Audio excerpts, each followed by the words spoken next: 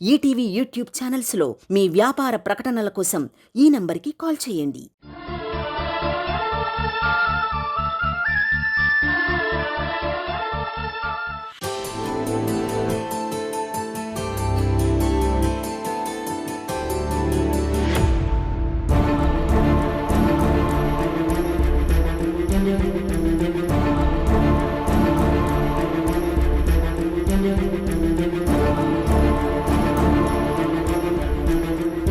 పార్వతి,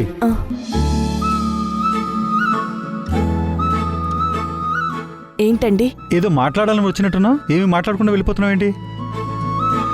అది మీరు పనిలో ఉన్నారు కదండి, తర్వాత మాట్లాడదామని. ఈ పనులన్నీ ఎప్పుడు ఉండేవే. శ్రీ, ఇవన్నీ పక్కన పెట్టు, తర్వాత చూసుకుందాం. Okay dad.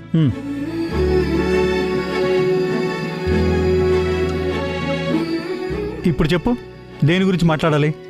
అదేనండి, పిల్లల పెళ్ళి అయిపోయింది కదా, పెళ్లి తర్వాత చేయాల్సిన కార్యక్రమాలు కొన్ని ఉంటాయి కదా.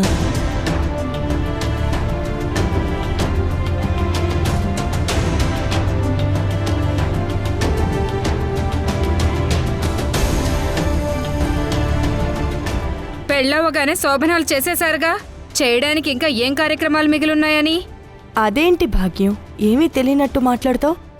పెళ్ళయ్యాక ఎంతో ముఖ్యమైన నల్లపూసలు మెట్టెలు వేయడం ఉంటుంది కదా.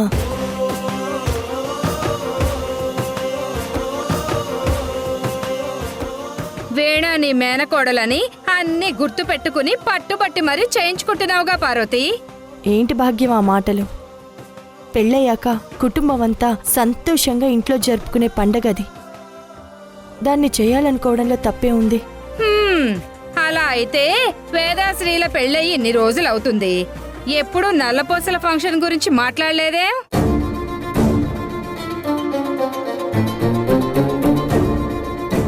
భాగ్యం, నాకు వేద వీణ ఇద్దరూ సమానమే.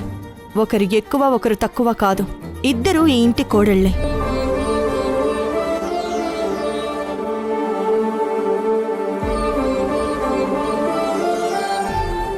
ఇన్ని రోజులు అంటే ఇంట్లో ఉన్న పరిస్థితులు వేరు, ఇప్పుడు పరిస్థితులు వేరు. అయినా ఇప్పుడు నేను ఈ కార్యక్రమం చేస్తానంటోంది వీణ ఒక్కదానికే కాదు, వేదకి కూడా. బాగానే కవర్ చేసుకుంటున్నావులే. మీరేమంటారండి? ఇందులో నేను అనడానికి ఏముంది పార్వతి? పిల్లలకి నీకు ఓకే అయితే నాకు ఓకే.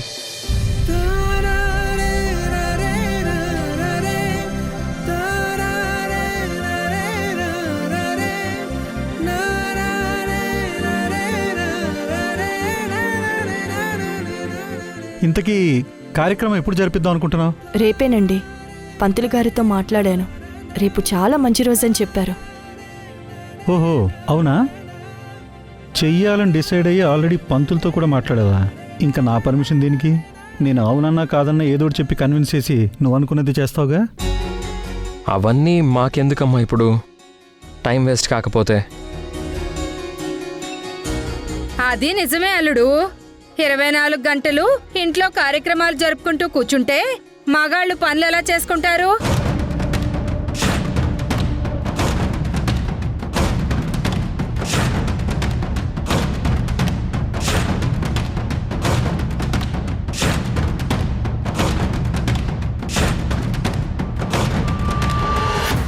పెళ్ళైంది కదా, ఇంకెందుకులే నా మొహం మండ. భాగ్యం, మనకంటూ కొన్ని ఆచారాలు సాంప్రదాయాలు ఉన్నాయి, వాటిని మనం ఫాలో అవ్వాలి. మధ్యలో నువ్వు లేనిపోయిన అడ్డంకులు పెట్టకు, జరిగే కార్యక్రమాన్ని జరగనివ్వు. ఆయన నాకెందుకులే నా మొహం మండ. అలా అనకూడదు శ్రీ. నల్లపూసలనేవి ఎంతో పవిత్రమైనవి. పెళ్ళైన అమ్మాయి మంగళసూత్రంతో పాటు నల్లపూసలు కూడా వేసుకోవడం అనేది మన సంప్రదాయం.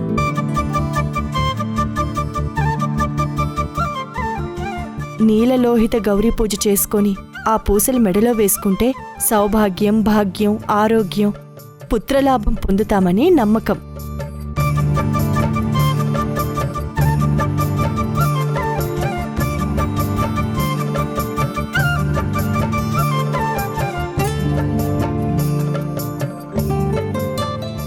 అలాగే ఎలాంటి దోషాలున్నా తొలగిపోతాయి.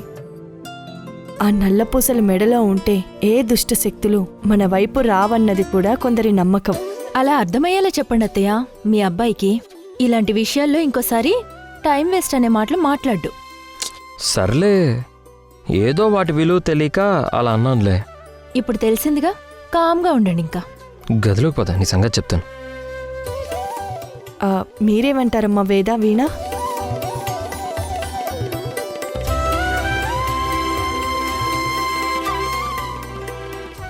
అనడానికేం లేదమ్మా, వింటుంటేనే చాలా ఎక్సైటింగ్గా ఉంది కదా వీణా? నీదేం పోయింది? నల్లపుసలు మెట్టలు వేసుకోవాల్సింది నేను కదా.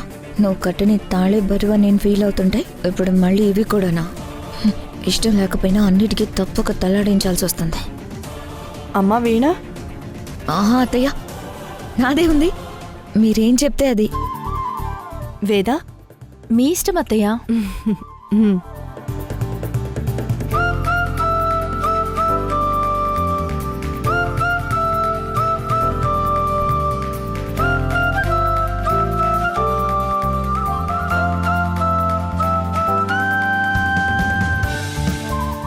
నా కూతురు చేసుకోవాల్సిన ఈ నల్లపూసల కార్యక్రమాన్ని ఈ దిక్కుమాలను వచ్చి చేసుకుంటున్నాయి.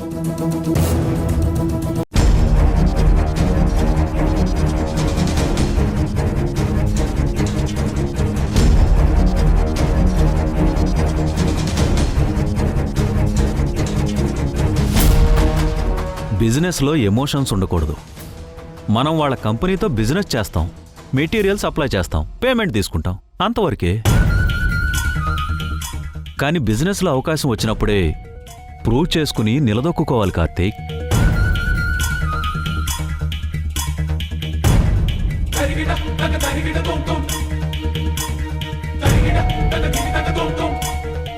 ఉదయం నుంచి చూస్తున్నాను. ఏమైంది బాబు? ఏదో ఆలోచిస్తున్నట్టున్నారు. చెప్పండి బాబు, ఏదైనా సమస్య? సమస్య ఏంటనేది చెప్తేనే కదా పరిష్కారం తెలిసేది. ఏం చెప్పాలి? ఆ రోజు ముంబై వెళ్లకుండా ఆగిపోవటం వల్ల నా బిజినెస్ ప్లాన్ కొలాప్స్ అయిపోయింది. పోనీ ఫ్యాక్టరీని కంటిన్యూ చేద్దామంటే ఆ అవకాశమే లేదు. ఇప్పుడు ఆ పెద్దిరెడ్డి గారేమో న్యూ బిజినెస్ స్టార్ట్ చేద్దాం అంటున్నారు. అది కూడా ఆ లోక్నాథ్ ఇండస్ట్రీతో టైఅప్ అయి.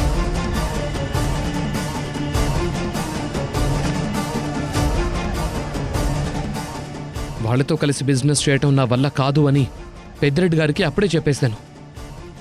కానీ ఆయన నా మాట వినటం లేదు. అదే బిజినెస్ చేద్దామని ఫోర్స్ చేస్తున్నారు. ఏం చేయాలో అర్థం కావట్లేదు. ఇందులో అర్థం కాకపోవడానికి ఏముంది కార్తీక్? సరస్వతి ఇండస్ట్రీస్లో లావాదేవీలు చూసుకునేది లోక్నాథే అయినా ఆ కంపెనీ రిజిస్టర్ అయింది మాత్రం నా పేరు మీద. ఇంకా చట్టపరంగా మాట్లాడితే ఆ కంపెనీ చైర్పర్సన్ని నేను. అందులో అన్ని అధికారాలు, హక్కులు నాకున్నాయి. ఇప్పుడు బిజినెస్ పరంగా టైఅప్ అవ్వాలనుకుంటుంది లోక్నాథ్ కంపెనీతో కాదు కార్తీక్, నా కంపెనీతో. ఈ విషయంలో నువ్వు ఆలోచించాల్సిన అవసరం లేదు. ఏ సమస్య వచ్చినా నేను చూసుకుంటాను. లేదు ఇదంతా వద్దు అనుకుంటే చెప్పు, ఎంత డబ్బు కావాలన్నా నేను అడ్జస్ట్ చేసిస్తాను. అప్పుడు డబ్బులు లేక ఆగిపోయావు కదా, అదే బిజినెస్ ప్లాన్ని తిరిగి ముందుకు తీసుకెళ్ళు. నేను నీకు సపోర్ట్గా ఉంటాను. వద్దమ్మా, ఆ అమ్మ ప్రేమకి డబ్బుతో ముడిపెట్టొద్దు. అది కాదు నాన్నా. లేదమ్మా, నాకు మీ నుంచి అమ్మ ప్రేమ మాత్రమే కావాలి. ఈ కంపెనీలు, డబ్బులు ఏవి వద్దు. మీ అమ్మ డబ్బిస్తానంటే కూడా ఇలాగే వద్దంటావా కార్తీక్? మా అమ్మను అర్థం చేసుకుని సొంతంగా కష్టపడి పైకి రమ్మని ఎంకరేజ్ చేస్తుందే కానీ ఇలా డబ్బులు ఇవ్వదమ్మా. పార్వతి రక్తమే కాదు, తన మంచితనం కూడా నీలో నిండిపోయింది కార్తీక్. ఏ స్వార్థం లేకుండా ఇలా నిజాయితీగా బ్రతకడం నీకు, మీ అమ్మకే సాధ్యం.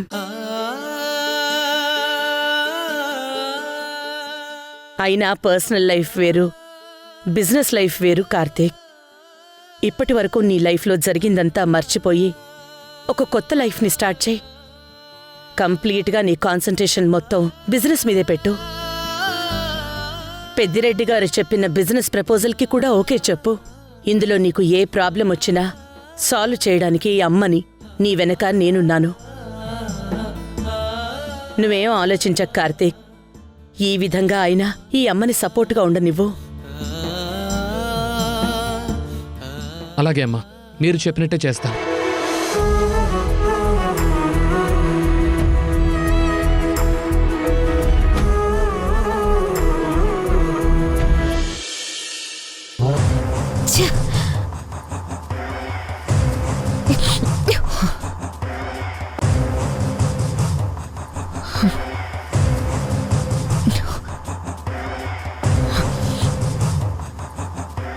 నువ్వు ఈ తాళిని మెడలో కడుతుంటేనే కొండంత భారంగా ఫీల్ అయ్యాను.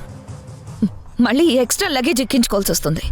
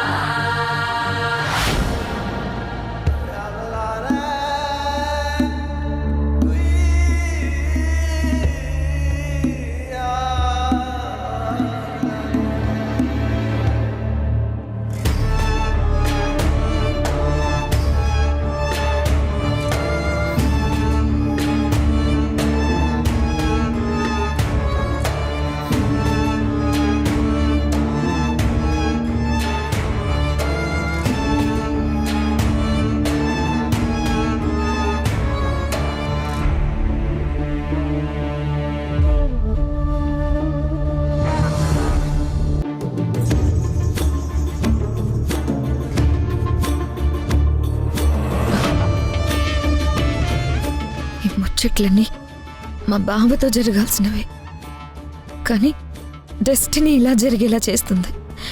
అంతా నా కర్మ. హలో వీణా,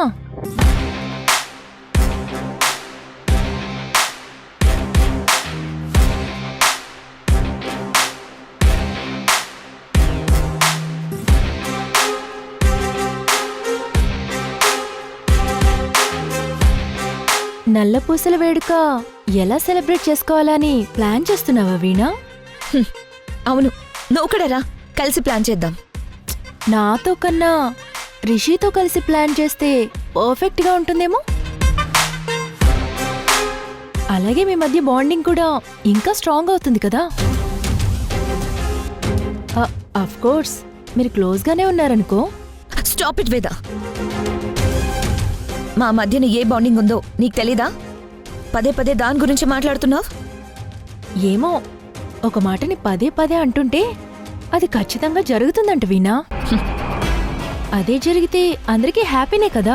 జరిగితే కదా హ్యాపీ అవ్వడానికి, అలా ఎన్నిటికీ జరగదు. నీకేమైనా ఆస్ట్రాలజీ కూడా తెలుసా ఏంటి? భవిష్యత్తు చెప్తున్నావు? తెలీదు కదా. జరుగుందేమో చూద్దాం. Who knows. నా గదిలోకి వచ్చి అసలు నీ డిబేట్లేంటి? వెళ్ళు. వీఆర్ ఫ్యామిలీ వీణా. నా గదేంటి నీ గదేంటి చెప్పు. ఇది మనిల్లు. ఇప్పుడు నువ్వేమీ రిషితో ప్రైవసీగా లేవు కదా నేనొచ్చి డిస్టర్బ్ చేస్తానడానికి. ఒకే ఇంట్లో ఉన్నప్పుడు మంచి చెడ్డ గురించి మాట్లాడకపోతే ఎలా చెప్పు? ఇంతకీ నల్లపూసలు ఎలా గుచ్చుతారో తెలుసా? ఎలాగైనా గుచ్చని, నాకు తెలుసుకోవాలని ఇంట్రెస్ట్ ఏం లేదు. పోనీ మెట్టల్ని ఎవరు తొడుగుతారో తెలుసా? నల్లపూసల్ని దండగా చేర్చాక భార్యని హార్ట్ఫుల్గా లవ్ చేసే భర్త భార్య మెళ్ళలో వేస్తారు. వీణా, మెట్టెల విషయంలో వైఫ్ ఈగో సాటిస్ఫై అయ్యే ఒక విషయం ఉంది తెలుసా? అదే భర్త భార్య కాలివేలికి మెట్టెలు పెట్టడానికి బెండై మరీ భార్య పాదాల్ని టచ్ చేస్తాడు చూడు. అప్పుడు వైఫ్ ఎంత ప్రౌడ్గా ఫీల్ అవుతుందో, ఎంతలా మురిసిపోతుందో కదా. అలాంటి మూమెంట్స్ని రిషి నీ కాలికి మెట్టెలు పెట్టినప్పుడు నువ్వు కూడా అలాగే ఫీల్ అవుతావులే వీణా. రేపటి వరకు వెయిట్ చెయ్యి. హే, నీకు ఈ సోది చెప్పడం తప్ప వేరే పని లేదా? శ్రీ మెట్టెలు తొడిగేటప్పుడు నా అంత లక్కీ ఎవ్వరూ ఉండరని హ్యాపీ ఫీల్ అవుతాను. కానీ నీకు మాత్రం ట్రాజడీనే కదా వీణా. నా సహనాన్ని టెస్ట్ చేస్తున్నావు వేదా. నువ్వు ముందు ముందు సహనాన్ని కంట్రోల్ని కోల్పోతావు. ఆ తర్వాత అందరి ముందు నీ క్యారెక్టర్ని కోల్పోతావు. అలా ఒక్కొక్క స్టెప్ నా ముందు దిగజారిపోతుంటావు. నేను ఛాలెంజ్లో గెలుస్తుంటాను. అది చూసి నీకు నిద్ర అన్నం అన్నీ దూరం అవుతాయి. చూస్తుండు. జరగబోయేది తెలుసన్నట్టు మాట్లాడుతున్నావు. నువ్వు గాని చేసావా ఏంటి ఆస్ట్రాలజీ? అంటే అన్నీ ఊహించేసి చెప్తుంటేను డౌట్ వచ్చింది. కాదు కదా?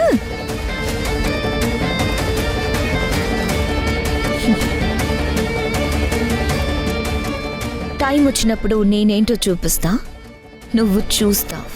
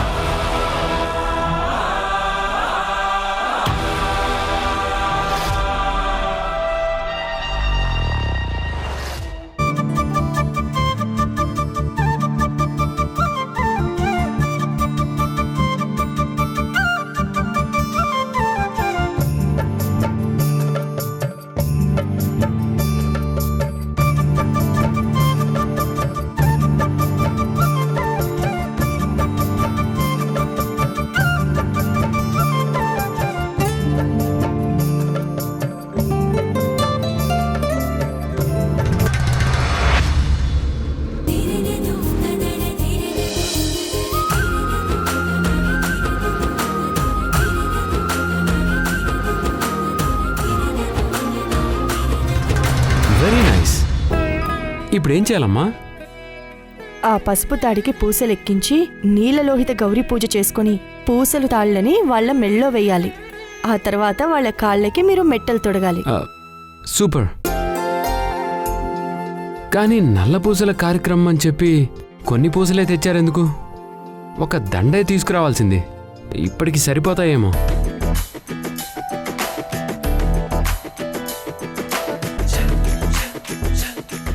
అన్నేసి అవసరం లేదు రిషి.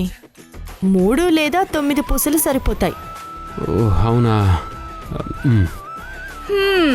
ఏర్పాట్లన్నీ బాగానే చేసావు గాని పూసలు ఎక్కించడానికి నీ కోడళ్ళిద్దరికీ పుట్టింటి వాళ్ళు ఎవరున్నారు ఇప్పుడు?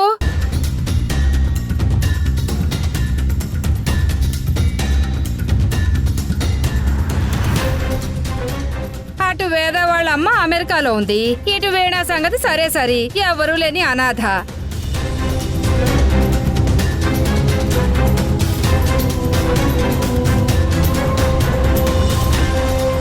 నువ్వు తనకి మేనత్తవే అయినా ఈ ఇంటి కోడలివి.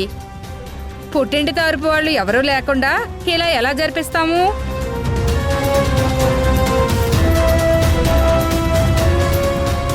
అసలు ఈ కార్యక్రమం పెట్టుకోకుండా ఉండాల్సింది. అత్తయ్య, ఇప్పుడు వాళ్ళకెవరూ లేరని గుర్తు చేసి వాళ్ళని బాధ పెట్టడం ఎందుకు? ఇది జరిపించడానికి ఇంకో వే ఏదైనా ఉందేమో చూడండి. కరెక్ట్గా చెప్పావన్నయ్య. పిన్ని చెప్పినట్టు పద్ధతులు మార్చి ఫంక్షన్లు చేయడం కంటే వాటిని చేయకుండా ఉండడమే మంచిది కదత్తయ్య. ఆచారాల్ని మార్చి చేసిందన్న చెడ్డ పేరు మీకెందుకు చెప్పండి? మాకెవరూ లేకపోవడం అది మా దురదృష్టం. అలాగని పుట్టింటి తరపు వాళ్ళు లేరు కదా అని అత్తింటి వారి ఆచారాల్ని సంప్రదాయాల్ని పాటించకుండా వదిలేలేం కదా. ఉన్నంతలోనే జరిపించాల్సినంత వరకు జరిపిస్తాం. భాగ్యం, నువ్వెలాగో వాళ్ళిద్దరికీ వరుసకి పిన్నివవుతావు కాబట్టి వాళ్ళ పుట్టింటి తరపున నువ్వే పూసలెక్కించు. ఇంకొక వైపు మెట్టింటి తరపున నేనెలాగూ ఉంటాను కాబట్టి ఇప్పుడు సమస్య లేదు కదా. ఇదేంటి ఏదో ఒకటి చెప్పి ఇప్పటికైనా ఫంక్షన్ ఆపుదామని నేను అనుకుంటుంటే పార్వతి ఈ విధంగా చెప్పి నా నోరు మూయించిందేంటి? లాజికల్గా కరెక్ట్గానే ఉందమ్మా. అలా చేస్తే సరిపోతుంది. ఏమంటావు అత్తయ్య? అనడానికి ఏముంది? అంతా మీ అమ్మ కొడుకులు ఇష్టమేగా, అలాగే కానివ్వండి. వీళ్ళని ఏదో టార్గెట్ చేద్దామని ఇంటికి వచ్చినట్లేదు. నేను టార్గెట్ అవుదామని వచ్చినట్టుంది. ఏదో ఒకటి జరిగి ఈ ప్రోగ్రామ్ క్యాన్సిల్ అయితే బాగుండు. నాకు ఏదో ఒక అవకాశం రాకపోదు ఈ కార్యక్రమం జరపకుండా ఆపకపోను. చూస్తూ ఉండండి. భాగ్యం, పూసలెక్కించాలి కదా, రా.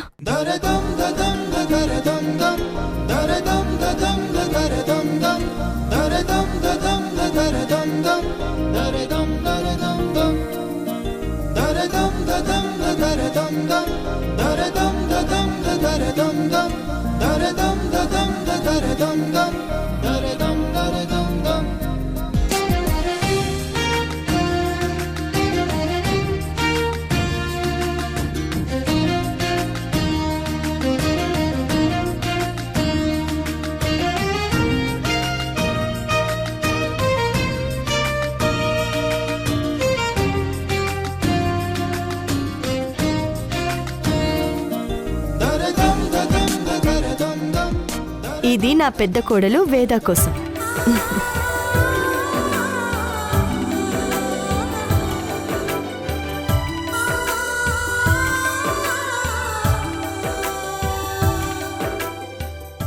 ఇంకా రెండోది నా రెండో కోడలు వీణ కోసం.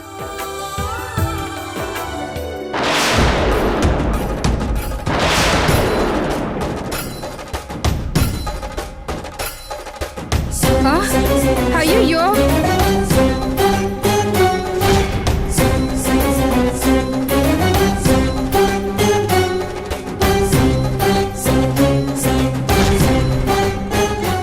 అయ్యయ్యో, శుభమా అని నల్ల పూసల కార్యక్రమం చేసుకుంటుంటే ఇలా పూసలన్నీ నేలపాలయ్యాయేంటి?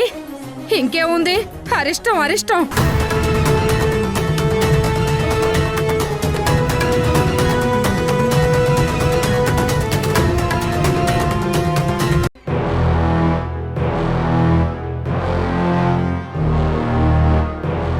పార్వతి,